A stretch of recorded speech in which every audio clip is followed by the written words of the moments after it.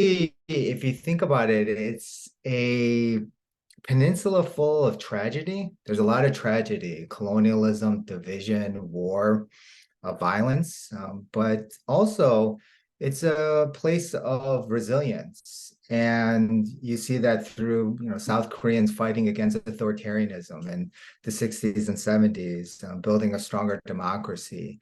And then you see, of course, the South Korean economy today being one of the largest economies in the world. Um, and so this is remarkable, especially for South Korea, considering that it's almost the size of Minnesota and it has a population of just 52 million people. So it's a relatively small country, South Korea, and it has done quite well. And one would argue so has North Korea. It has done very well. It has survived the Cold War and it still has its independence. So for today, I want us to kind of dwell and look more at what's happening on the South Korean Peninsula, on the Korean Peninsula, especially through history. And to do that, I'm going to organize my lecture around 5 areas. I call it the 5 Cs. And I'm going to share my screen now so that you could see what I'm talking about. Okay, so 1 second. Okay.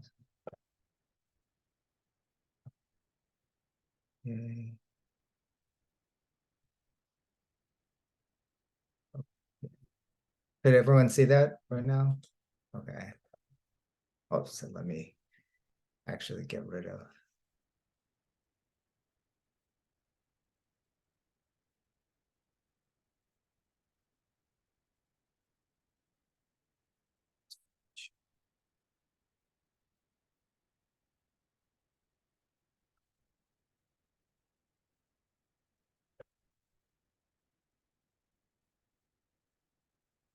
Okay, so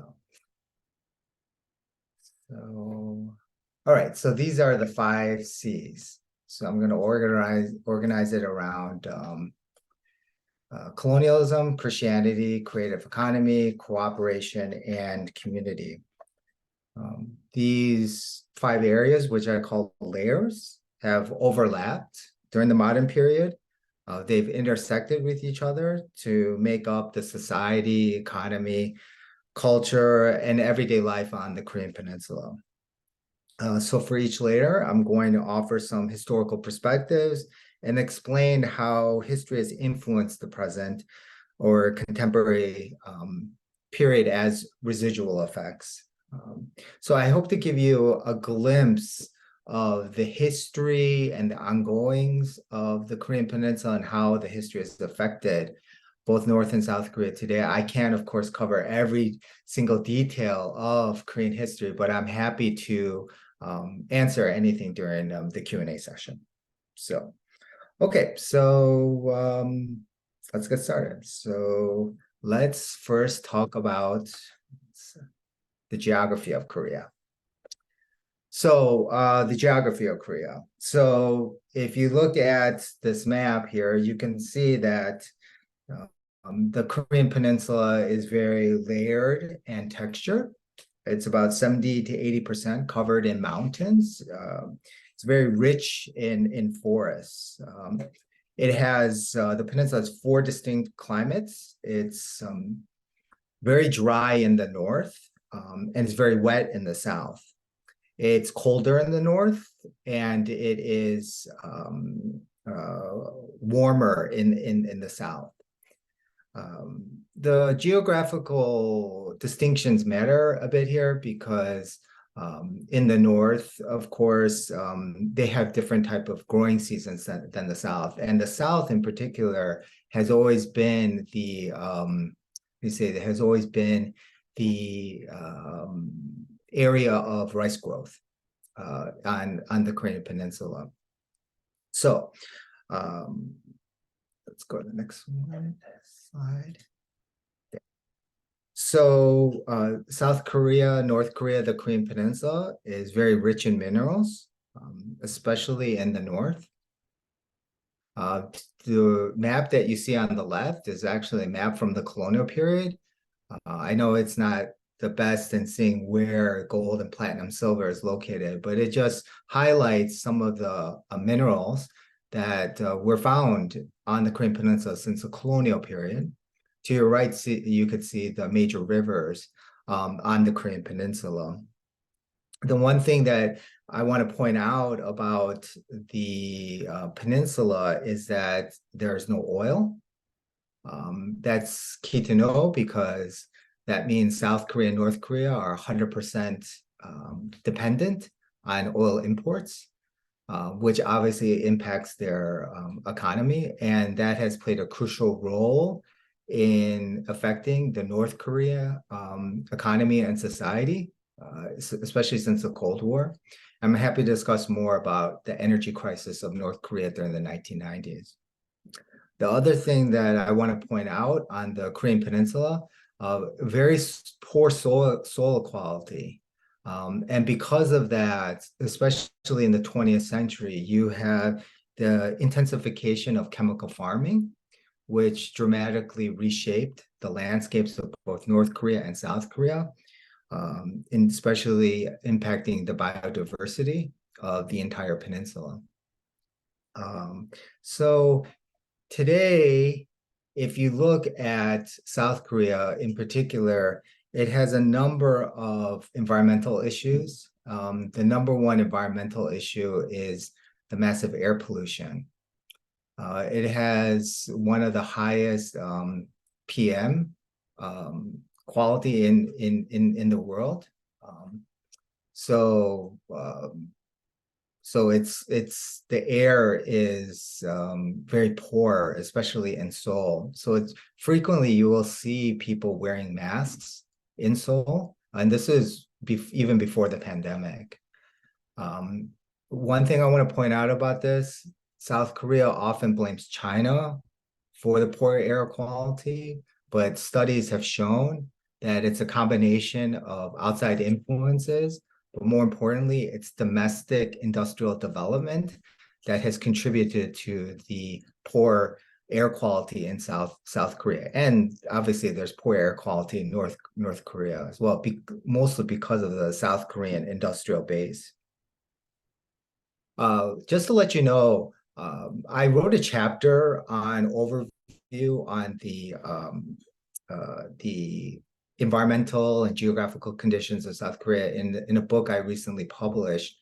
And that book is actually free. It's an open access book. And so when this concludes, I'll send you a link to that so that you could download the book. It's at Cornell University Press. So it's a very accessible chapter.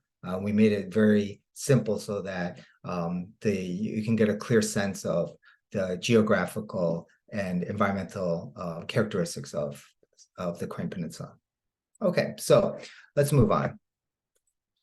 So let's start off with colonialism, the first C. So many of you know already that the Korea was a royal dynasty before 1910. But Japan colonized 1910 to 1945 and therefore ended the last dynasty, which is known as the Joseon dynasty, which was the longest lasting dynasty in Korean history. Colonialism, Japanese colonialism ushered massive changes, massive economic, social, cultural changes due to economic modernization. You had in this period of changes, a number of Koreans wondering what is the future of Korea under Japanese colonialism. Particularly, there was a central question among a number of Koreans. The question was, what does it mean to be a modern Korean? Where should we derive our identity as a modern Korean under Japanese colonialism? So some people were wondering, should we derive it from the royal family? And this is King Gojong in the middle, who was the second last king of Korea.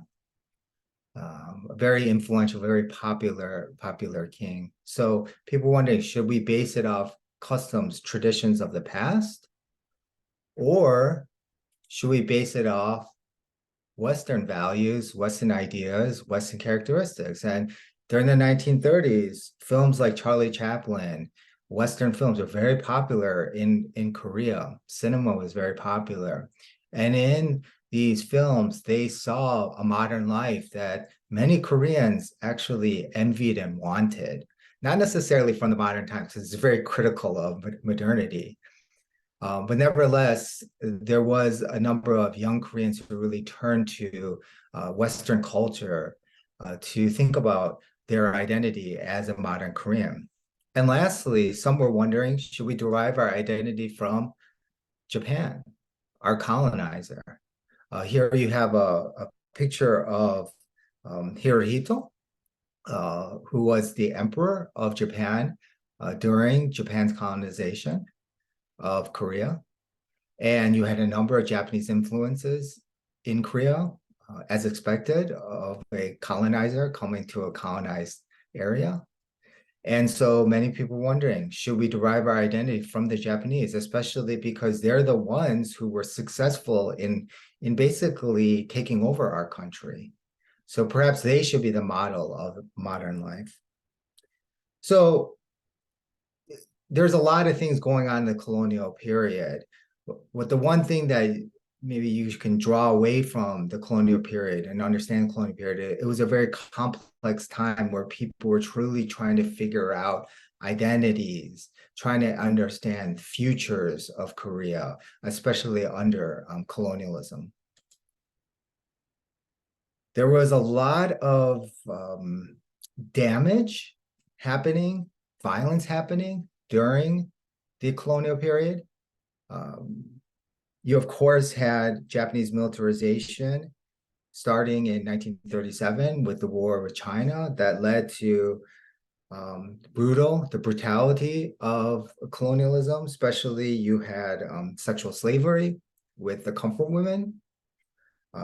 You had Japanese colonialism in 1937, 1945 trying to extinguish Korean identities by emphasizing Pan-Asianism. Pan-Asianism meaning let's form this common Asian identity.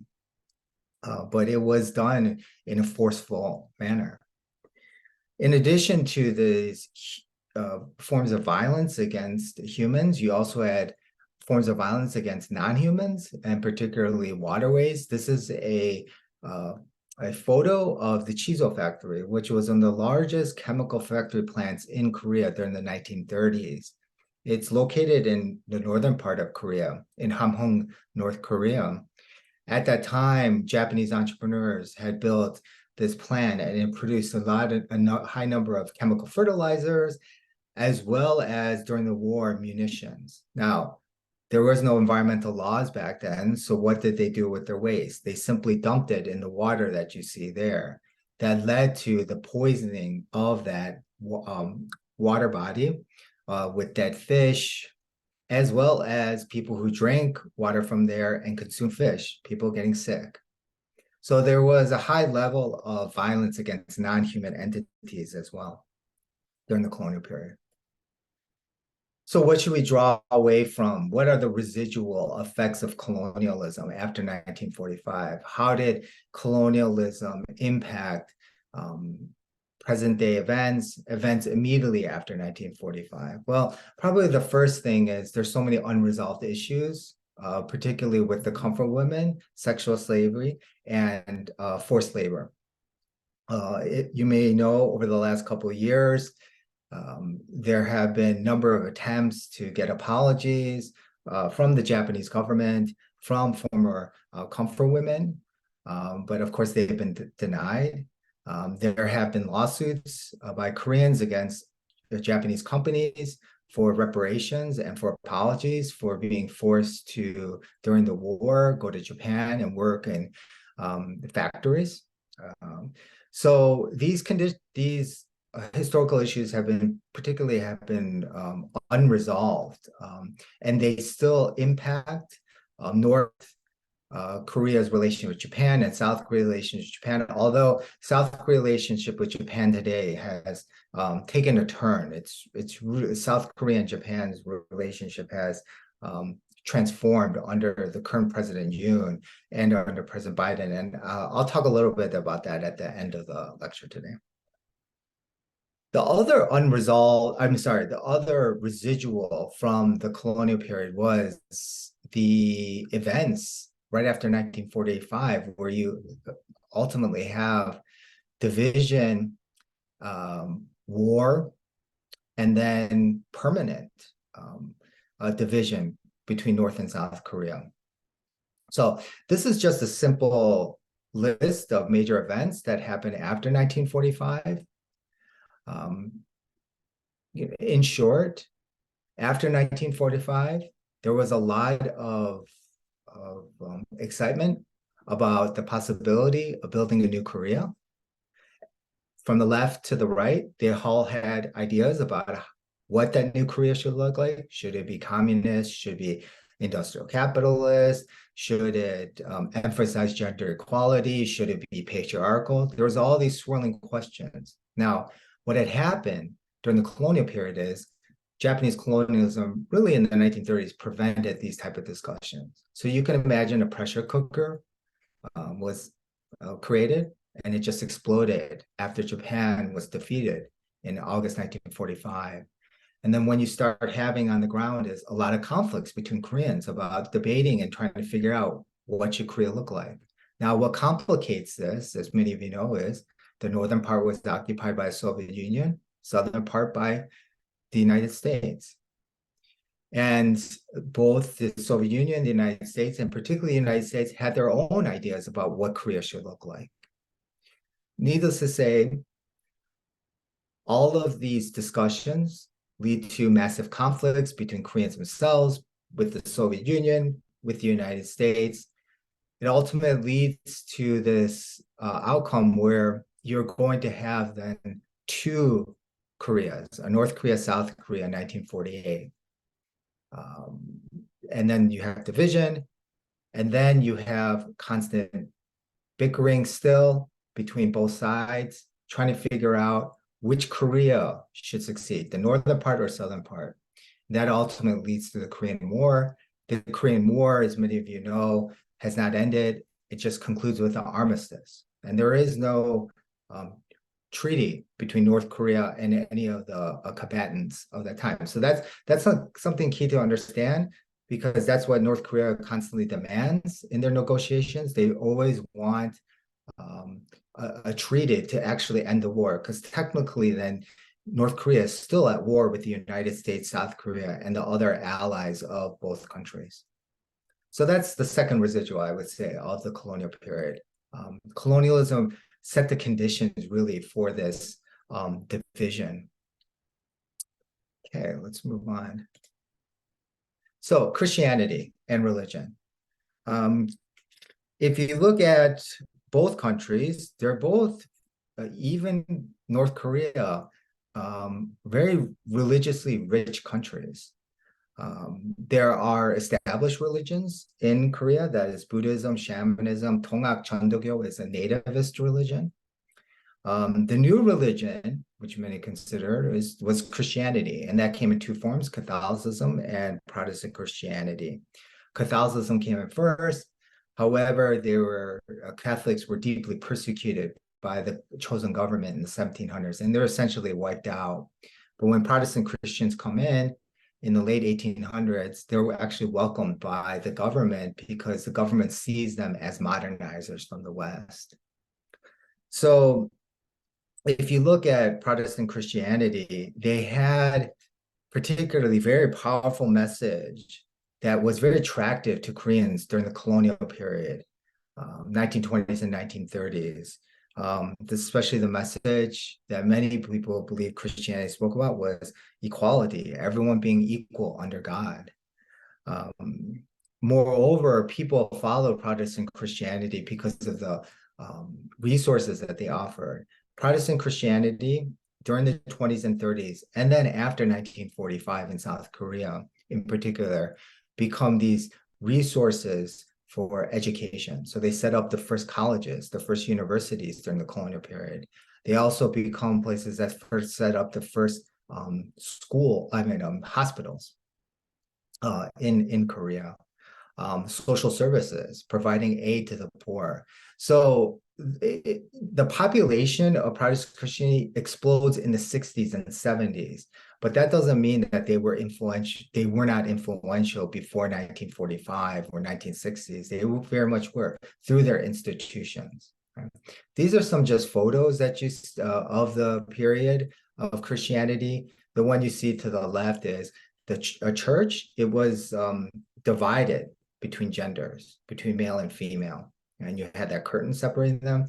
To your right is just a typical school. And then bottom is just one of the educational institutions set up by the Protestant Christian missionaries. So Protestant Christianity in South Korea today is very vibrant.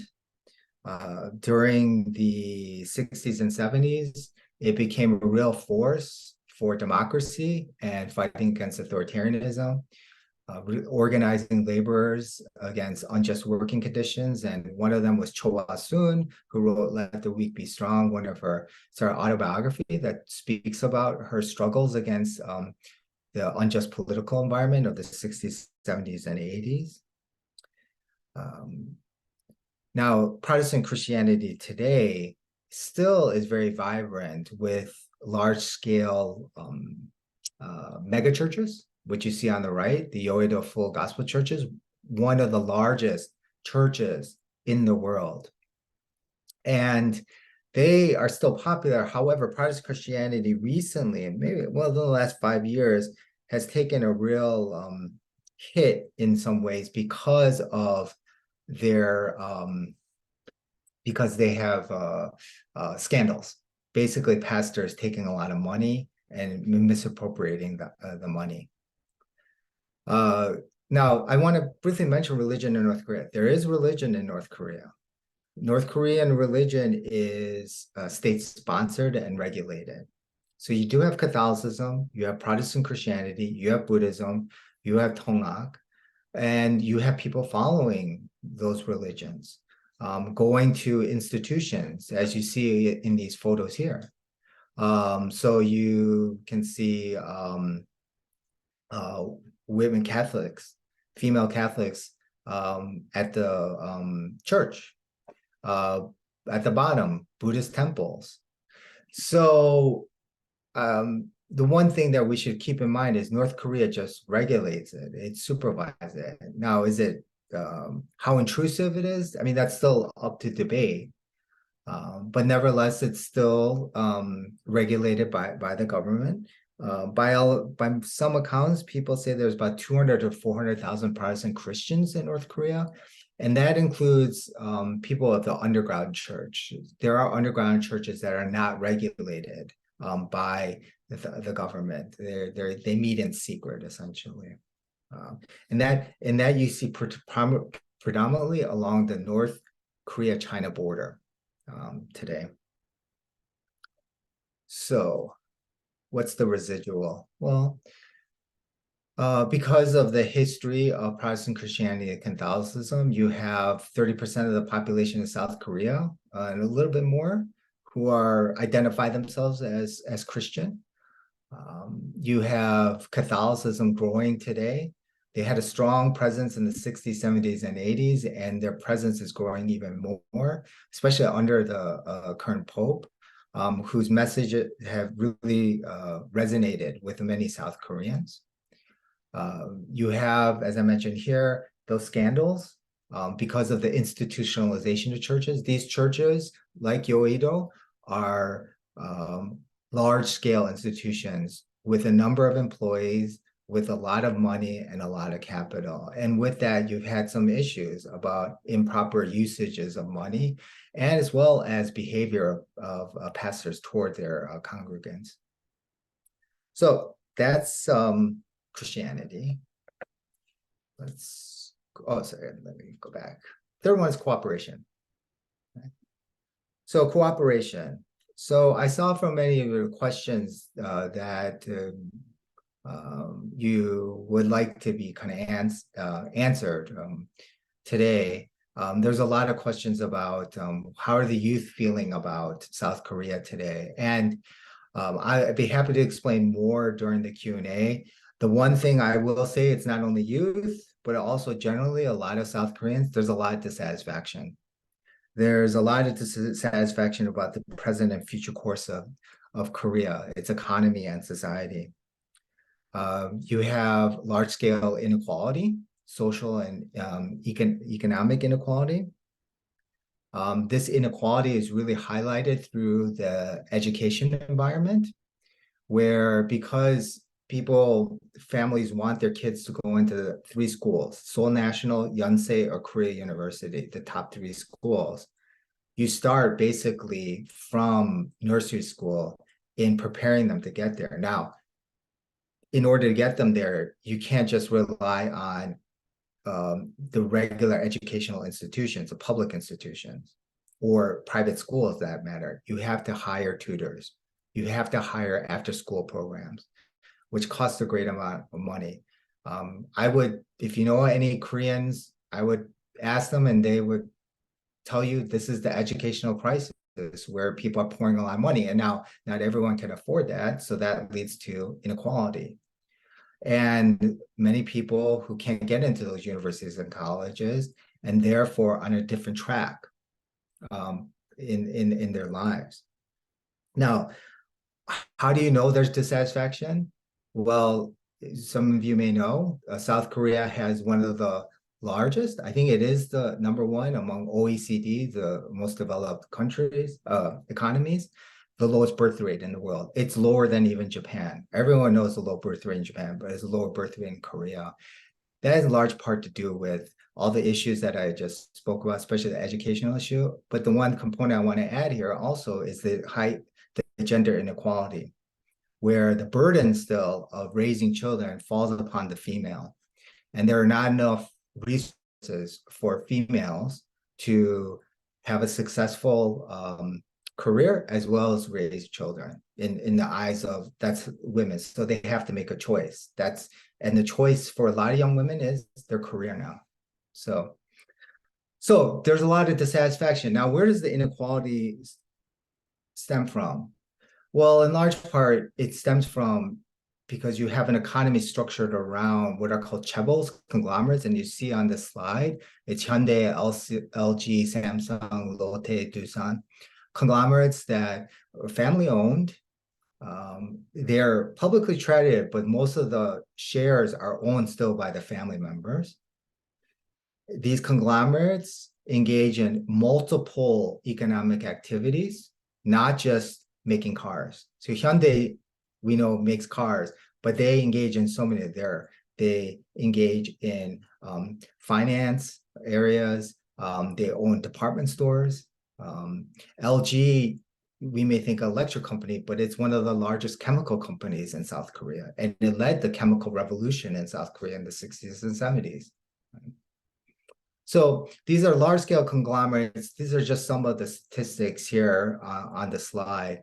And people have argued that you've had a real concentration of wealth because of these chaebols. These are the original logos of chaebols. You probably are not familiar with it because these are no longer the logos of Samsung. It used to be Gold Star and Lucky were 2 different companies. Then they became Lucky Gold Star, and now they are just LG. Right? And the bottom one is Hyundai.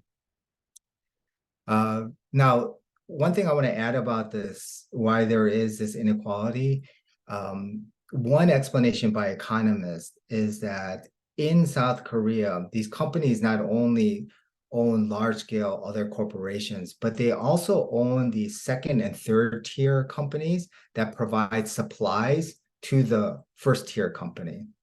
So for example, Hyundai Motors. So they get their parts from the 2nd and 3rd tier suppliers. Now those 2nd and 3rd tier suppliers frequently are owned by family members from Hyundai.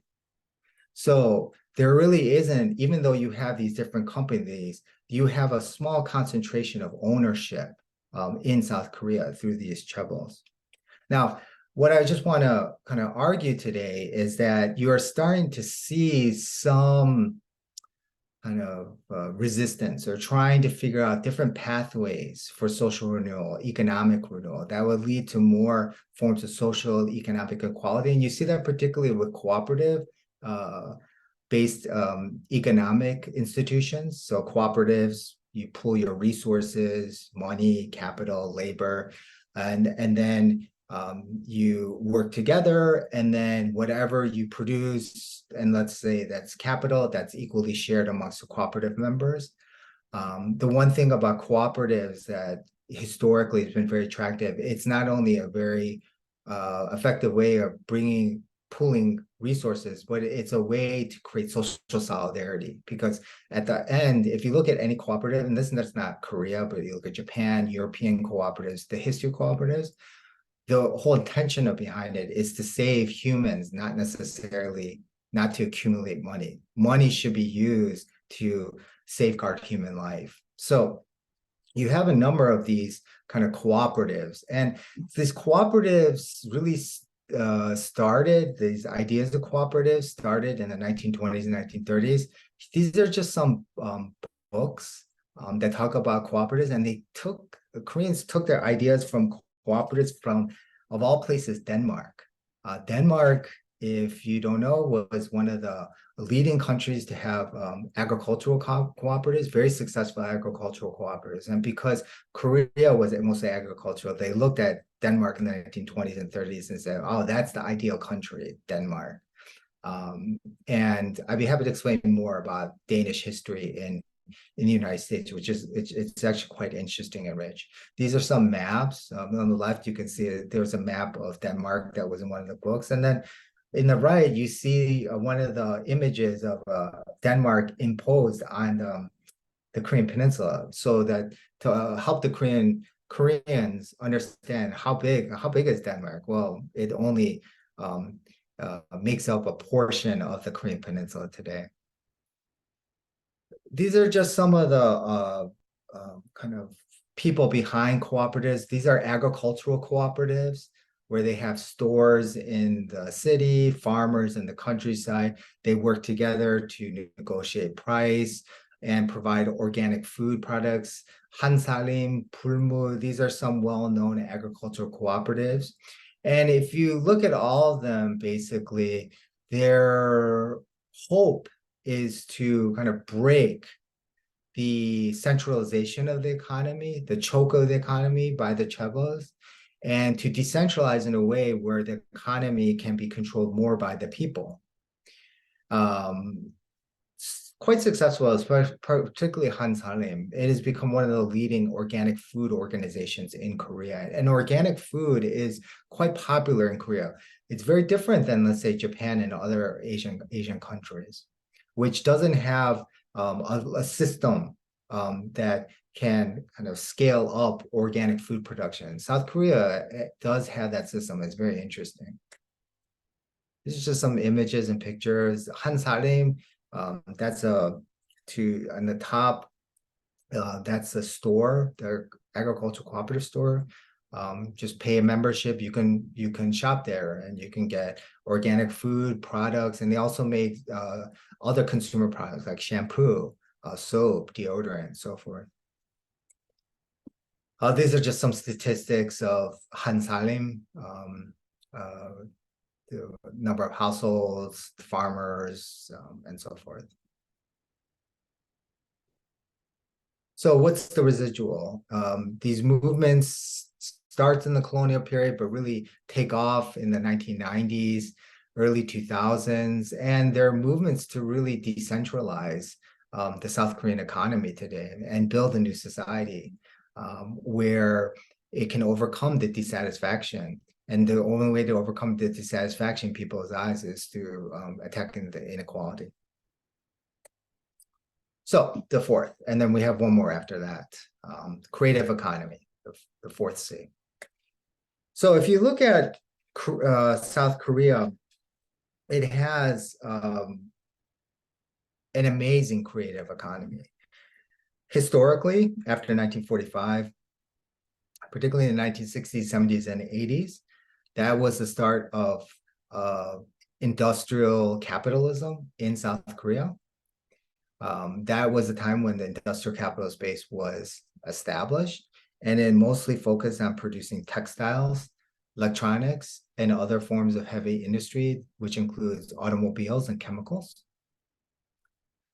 Now, starting in the 1990s, you start to see the economy not only thriving in those areas, automobiles, chemical production, electronics.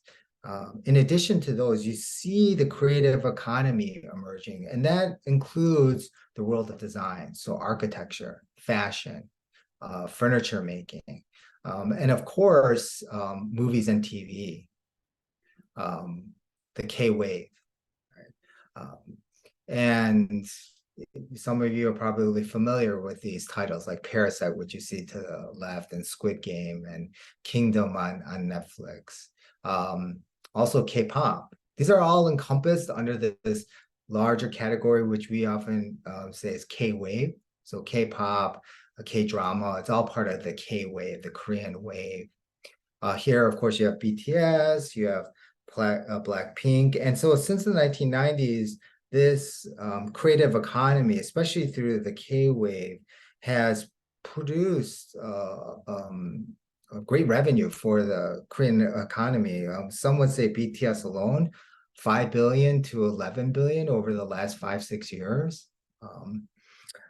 Now, what's the reason? Now, as an academic, we like try to figure out why did this K-pop emerge in the 1990s and it's just exploded? Well, here are some of the reasons. Now, these are not definitive, but these are some of the reasons that people give to explain the rise of the K-wave. And first, it stems from massive state support. In the 1990s, under the South Korean government's campaign to globalize the Korean economy, the South Korean government decided to invest a great deal in cultural production. So in movies, TVs, they were one of the main financiers, especially for films, for Korean films. And then they would promote them abroad. So the state very much was kind of this financier as well as kind of the promoters of cultural products. They were the kind of somewhat the negotiators in working and with companies and trying to make sure that their products were spread throughout the world. Okay? The second thing, one vertical integration, the one thing very unique, and this particularly refers to the music world in Korea, so K-pop, it has vertical integration where essentially you have musical production housed within one institution. Right? So, for example, creating the band, marketing the band, recording the band, financing everything about the band or a group or music group, promoting their tours, licensing agreements. In Korea, since the 1990s, and things have changed a bit now, but you did have one company usually doing all of it. Now, this is different from the United States, where of course in the United States and in like Europe, for example, in music, you have multiple entities working together to promote and produce a musical artist or music groups. So vertical integration is this consolidated way in the eyes of Koreans to make sure you have this enough control to promote the artist and advance the artist and the groups. Third, technological innovation. 1990s, early 2000s, of course, the age of the internet, right? So you have to say that, of course, the K-wave came at a time when many of these products that are being produced can start being disseminated, right? They can be disseminated, and that is certainly, especially today, it can be disseminated, of course, the internet. That's how most people watch their K-drama today or their movies. So you have to look at the technological innovations that allowed for the spread of the K-wave. Now, the fourth one is an interesting point. It's more on trying to think about the reception. Like people always wonder why, especially in the 1990s, were people in China, uh, Southeast Asia, particularly Indonesia, Malaysia, why were they so interested in particularly K-dramas?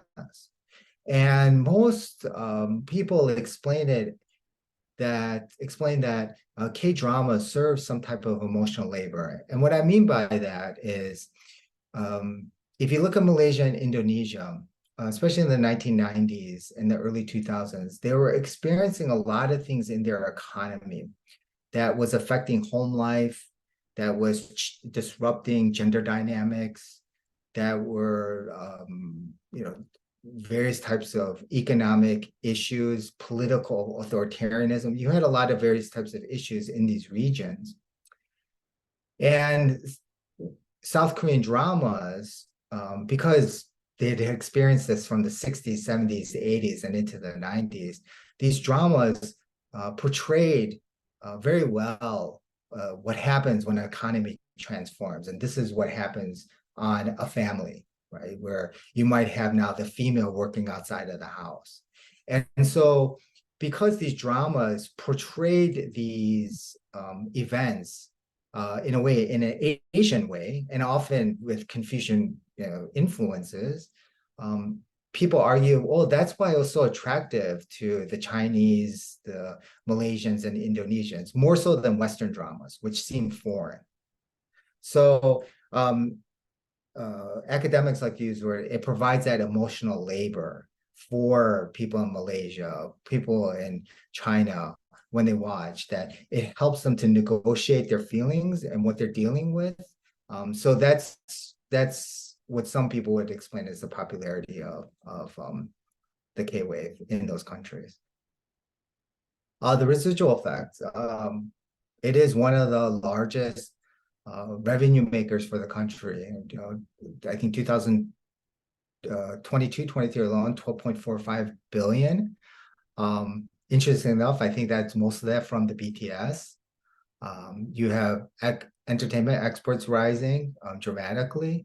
And specifically, you have the global influence of the K-wave, and that's through partnerships, particularly with Netflix.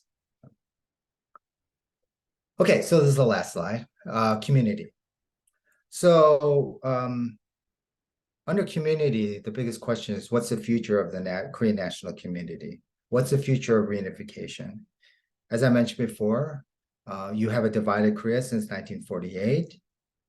During the 1970s and 1980s, you did have discussions about reunifications between both governments, and both governments came up with plans for reunification. Excuse the misspelling, it's the gradual, both call for the gradual reunification of South Korea, where you have two states, one nation. So essentially, under reunification, under a long-term plan, you would have two independent states working together closely to coordinate the creation of unified institutions. So a unified legislative body, a unified presidential system, right? A unified economic system. All along, it would still be one nation. So many years ago, for example, I think it was in Sydney, the North Korean and South Korean athletes at the Olympics walked out together to symbolize that they're one nation. So you would have those kind of symbolic events where Koreans would show that they're one nation, but you would still have two institutions that would work towards reunification. So those plans are in place today, but they're quite complicated. No one really thinks there's reunification is going to happen anytime soon. And it's complicated, of course, because of geopolitics, right? The interests of the United States, the interests of China, the interests of Russia, that complicate matters, right? Reunification is not a discussion that is solely held by North Koreans and South Koreans. It has to involve other countries and other influences who have a major role in Asian affairs. Another thing that complicates this is North Korean nuclear program. Right? That has been one of the sticking points. Right? What do you do with this nuclear program? North Korea has a nuclear program, a military nuclear program. They have, of course, a civilian nuclear program, but they have nuclear weapons. So what do you do with that? What other further complicates thing is United States relationship with South Korea. You have 28,000 troops there. Now, that's a reduction from the thousands of troops more you had in the 60s, 70s, and 80s. So what do you do with those troops under reunification? There's a lot of fear from China and Japan over reunification. They don't know what a reunified Korea can do onto the peninsula. So there's a lot of uncertainty on the Korean Peninsula, about the Korean Peninsula from the perspective of China and Japan today. So I'm happy to go in more detail about anything related to the nuclear program, mutual defense treaty that the United States has with South Korea, and the way that Bush and Obama have dealt with North Korea and South Korea during Q&A.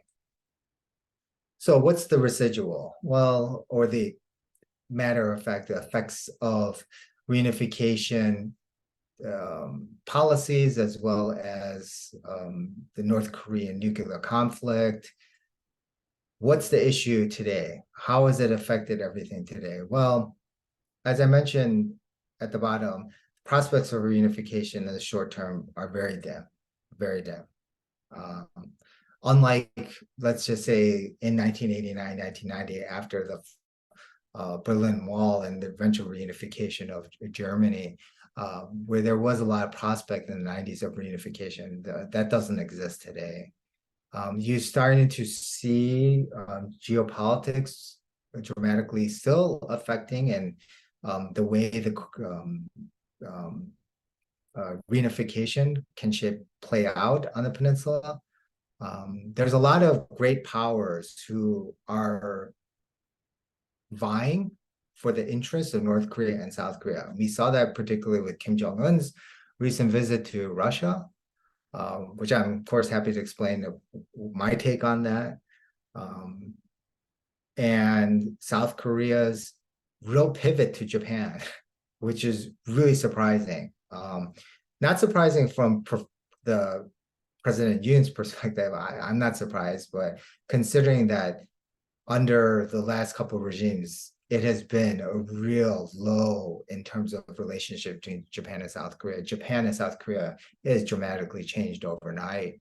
So Japan has a strong interest in what's happening on the Korean Peninsula. And of course, the United States is the largest player in trying to figure out, in trying to kind of determine, I think, reunification plans, especially under the Indo-Pacific plan that was the current policy of the Biden administration towards Asia.